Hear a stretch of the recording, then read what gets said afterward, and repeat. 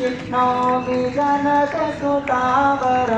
भजदीनबन्धुदिनेशदानवैद्यवंशनिकन्दनं रघुनन्दयानन्दकन्दकोशलचन्द्रदशरथनन्दनं चिरमुकुटकुण्डलतिलकचारुदारो अन्नविभूषणम् आजानुभुजशरचापधर सङ्ग्रामजितखरदूषणम् इति वदति तुलसीदास शङ्कर शेषमुनिमनरञ्जनं मम हृदयकञ्जनिवास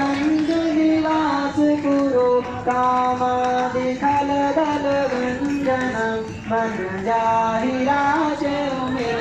सोमर सहज सुन्दर सावरो करुणानिधान सुदानशील